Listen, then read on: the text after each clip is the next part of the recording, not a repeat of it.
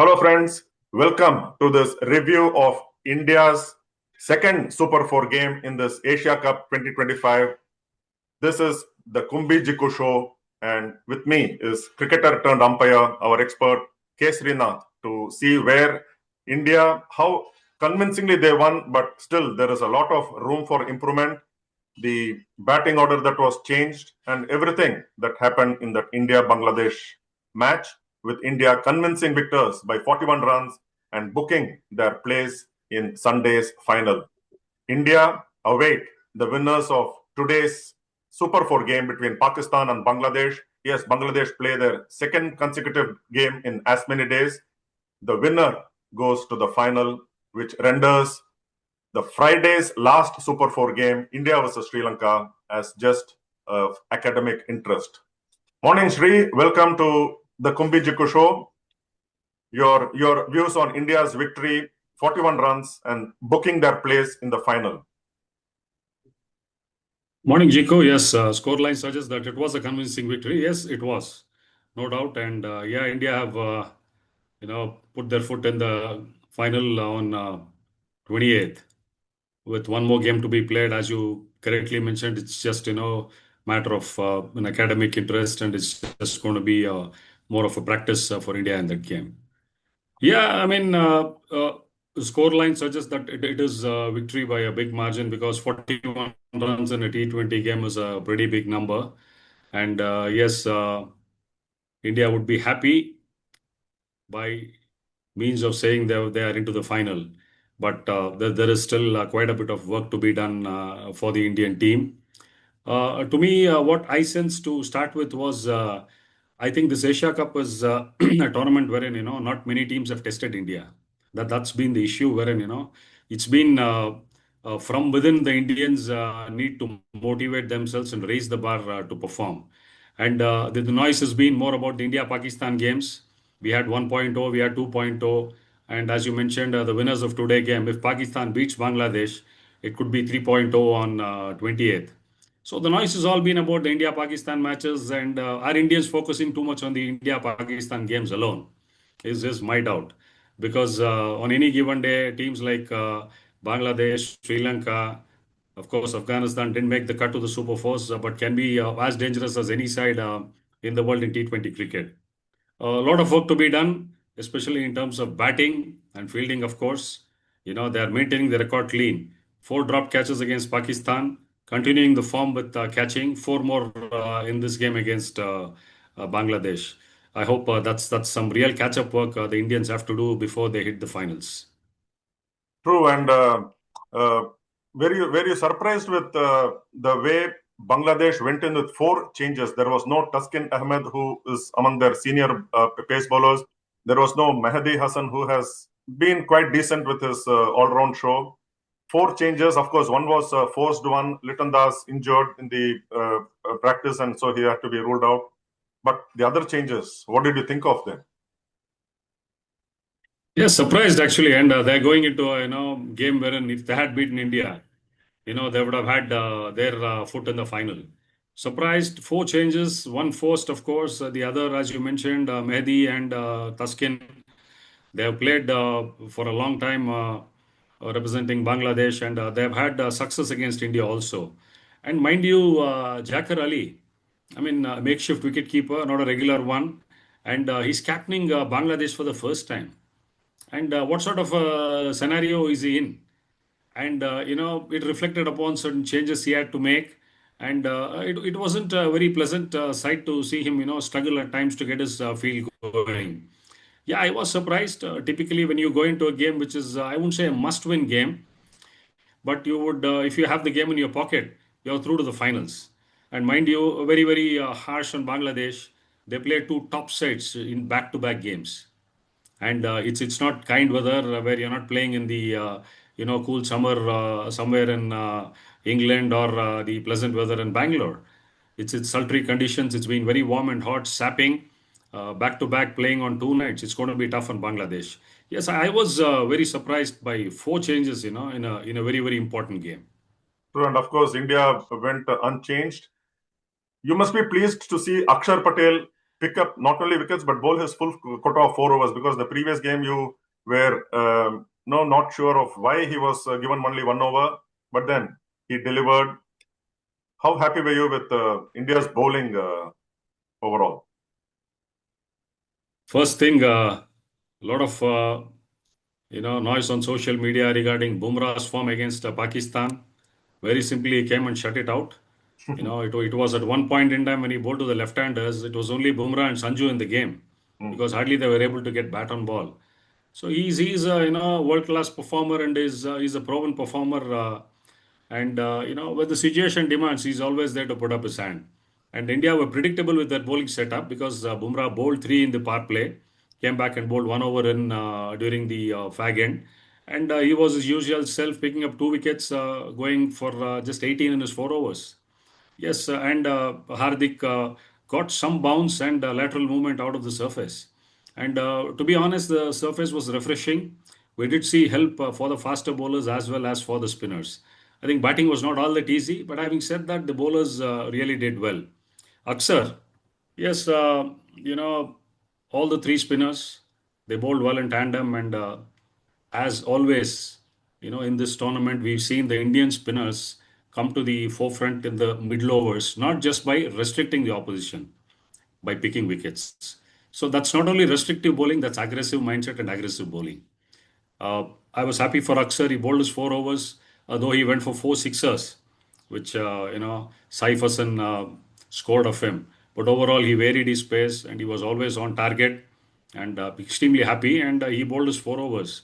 As always, Kuldeep, he's just been extremely tremendous in this tournament. The highest wicket taker so far, picking up 3 wickets in yesterday's game. And Varun Chakravarti also came back and was in the wickets column.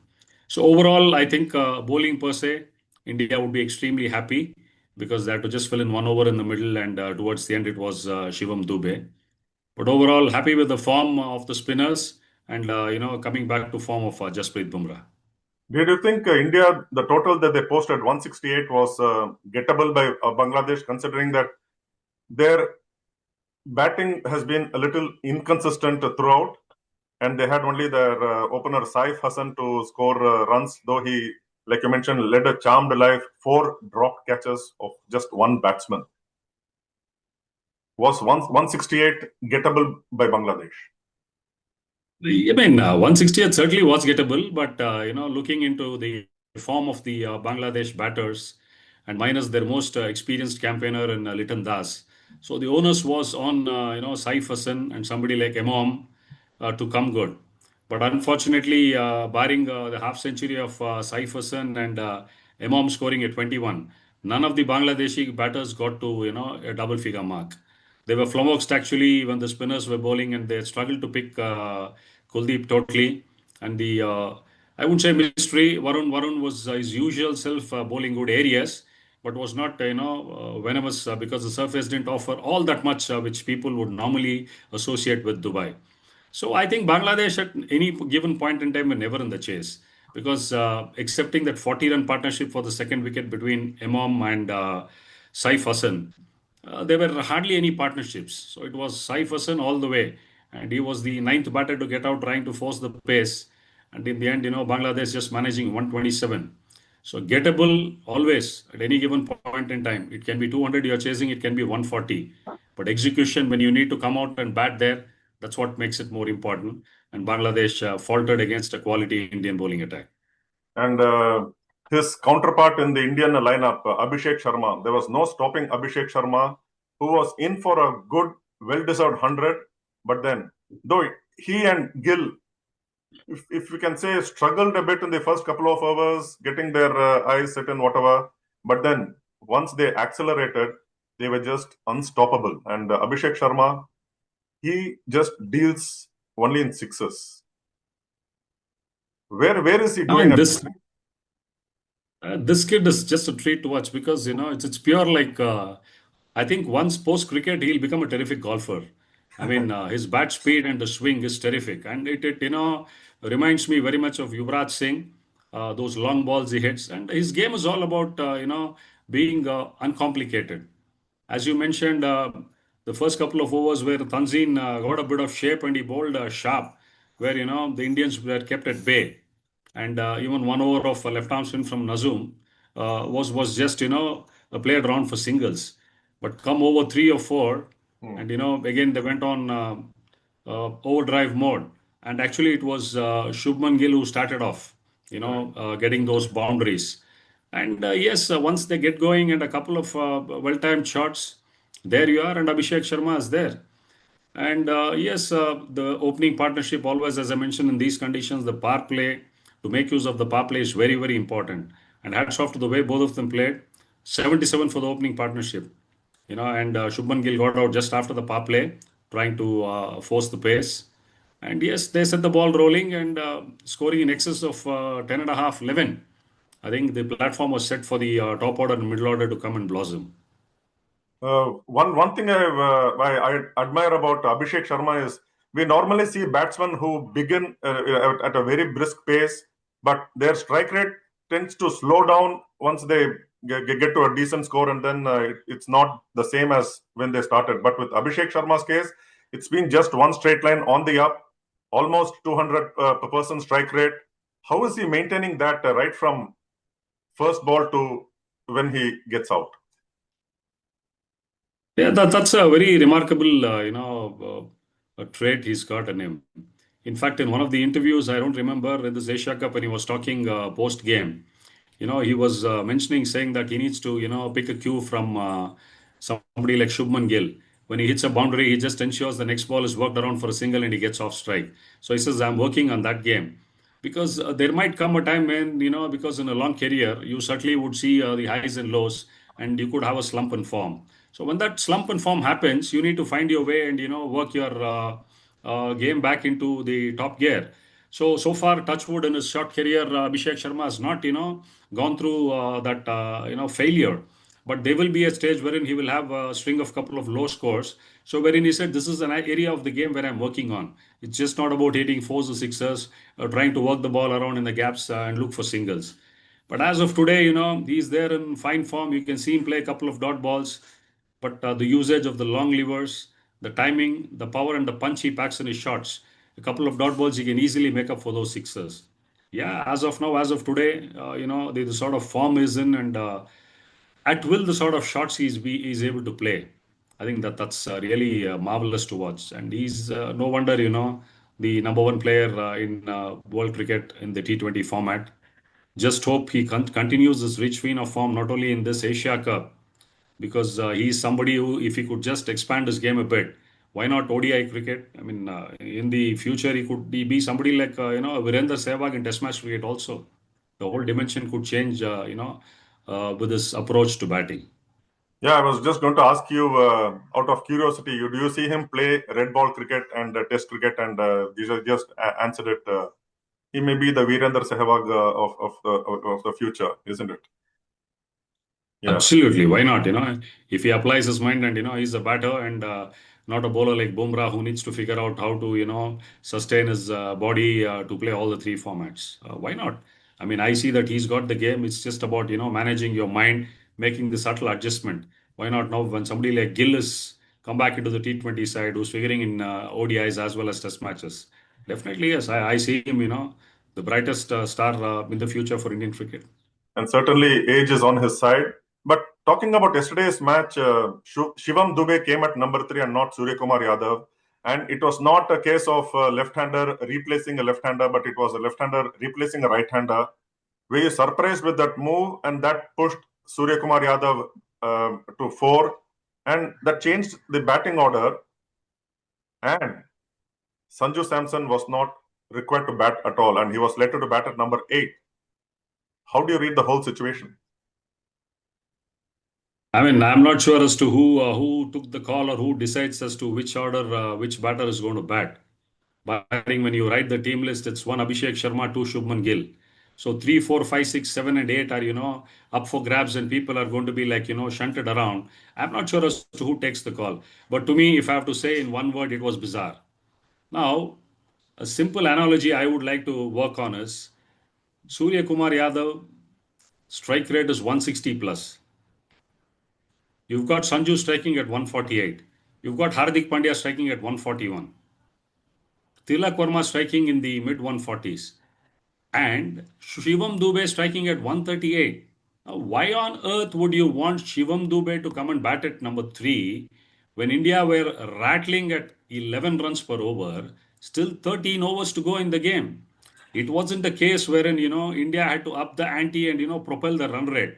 And mind you, with due respect to Shivam Dubey, his record against spin has not been that phenomenal, like a Tilak Verma or a Hardik Pandya or a Sanju Samson.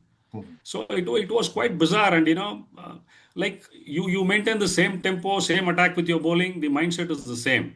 Now, why do you want to change your batting order to such an extent? It's not that you're trying to give some game time for Shivam Dubey in the middle. If you had to do that, you could have pushed somebody like a Hardik Pandya up the order. He can do the job for you. So in the end, what happened was, after a terrific start, there was a loss in tempo. We didn't have anybody reach the double figure, barring a late surge from Hardik Pandya. Surya was out for single digit, and all of them, including Shivam Dubey, Tilak Verma, all of them consumed more number of balls, to get going. So I think the whole tempo and uh, the game plan was upset totally. And you spoke about Sanju. If you can't bat Sanju, who's got 300s in T20 cricket batting at the top, I'm not saying he needs to bat at 1, 2, or 3. Now, if you are looking at batting Sanju at number 7 or 8, I mean, you can straight away have Jitesh Sharma in the side. There Mhm. could be a day wherein, you're 5 down and you want a finisher to come and take the game on.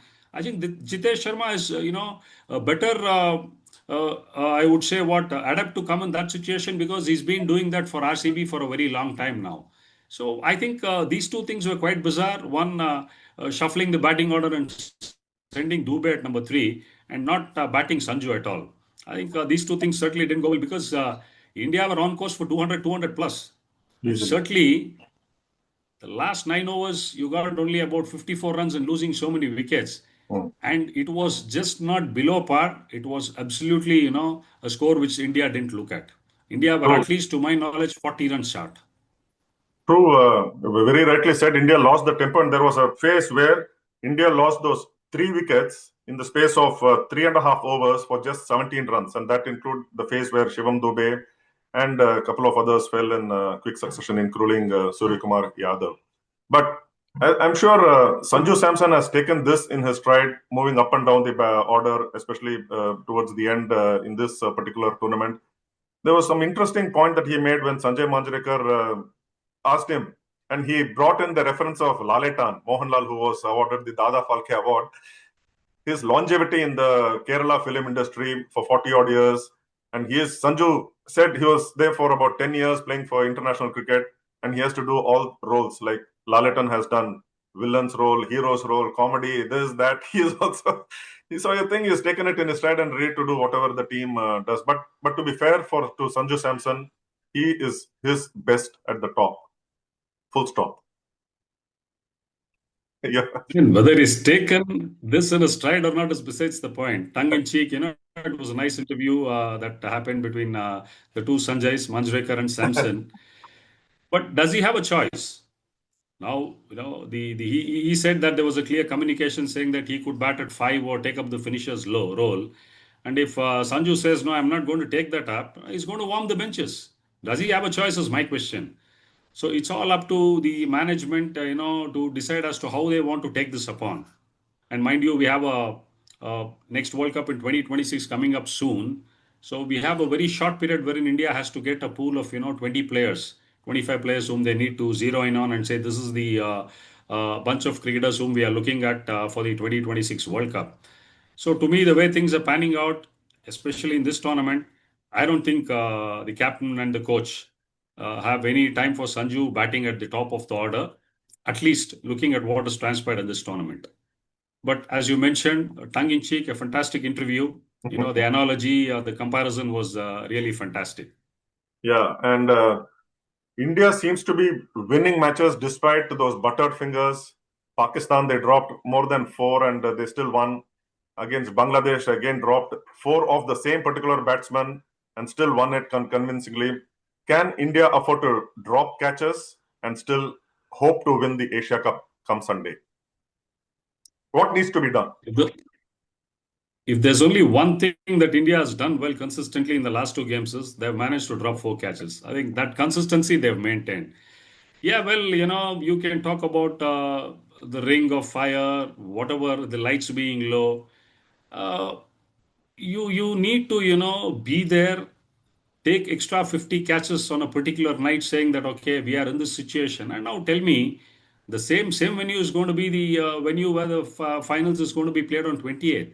You can't come up with excuses and say that the lights are in our eyes, and the lights are low, that it's becoming tough for us to take those catches. No excuses. I think we've had enough. And that's one area where India has to really pull up the socks. Bowling form has been something that's really good for India, and still we have two in the the benches who are warming it up, Harshit Rana and Arshdeep Singh, in case something goes wrong with one of the faster bowlers. But one is catching. It's big time catch up time for India, and number two is the below par performance of the batters. I certainly believe that barring Shubman Gill and Abhishek Sharma, I've not seen any other batter in that sort of form or the flow which we generally associate with. Even though Hardik Pandya made a quick fire 39 of 29 balls yesterday, he was not his usual self. He was not trying to hit the balls, waited for the balls to come his way to accelerate. Maybe they had assessed the conditions well and they realized that 168, 170 was good enough score for them to win. But having said that, even Surya, it could be Tilak Verma, it could be Akshar Patel looked a bit rusty yesterday. Even Sanju, though he made a 50 against Oman. So it's time for the batters to pull up the socks. Though Sri Lanka could not be an opposition that's going to really push India to the wall, but a final is a final on 28th. We are the reigning world champions in T20 cricket. So we have a point to prove, and we have the tags of saying we are the team that is to look out for this Asia Cup. We've come with the tag of being the firm favorites. So two things: one is catching. Don't eat butter for the next couple of days so that you can come back fresh against Sri Lanka. And yes, the batters need to apply themselves more. Luckily, the situation was such that, as I said, they reassessed quickly and they decided 170 was good enough. But overall, it was a good exercise and extremely happy because Bangladesh also is a team, as I mentioned in our preview, saying that they can be sore losers, always try to find, fault with a lot of other things and play the blame game. And the scoreline suggests 41 runs. So hopefully, India can just put up the feet for a day and come back, play a game against Sri Lanka, and look forward to the finals in 28. Sure. So that leaves India's last Super 4 game against Sri Lanka just an inconsequential match. Do you see those who have been warming the benches get a game, or you still feel that India should practice hard, or have a match practice before the final, and also get used to the ring of fire and hold their catches going into Sunday's final? Barring one game in Abu Dhabi, I think India has been on fire only in the ring of fire, Jiku. They've played all their games in Dubai. So they've been on fire, but misfiring only in the catching department. Well, if I am in the shoes of, say, Gambhir and Surya, I don't think I would look at tinkering with the batting order. Because as I mentioned earlier, a lot of the batters have to get more game time and get back to their form. It is only the department in bowling where could be Bumrah could be given a break, play an Arshdeep or a Harshit Rana. And if at all you want to try out another batter, maybe if you're not going to use the services of Shivam Dube as a bowler, maybe you could play somebody like Rinku Singh replacing him. Otherwise, the batters, I'm not looking at resting anybody. And if the mindset is going to be the same and they're going to repeat this with Sanju, they could as well give him a break and play Jitesh Sharma. But as far as the batting department goes, I think I'll stick to the same and I don't foresee any change made in that department. For the record, it was Sri Lanka who won the T20 version of Asia Cup the last time it was held at the same venue, Dubai, in 2022. Unfortunately, they are out, and we will see India versus the winners of Bangladesh versus Pakistan in Sunday's final. On that note, thank you very much, Shri, for your fantastic review of yesterday's match. And you've been firing from all cylinders on the Indian batting lineup. So on that note, see you again before the next game. Thank you. Take care. Stay safe. Thank you, viewers, and Thank you.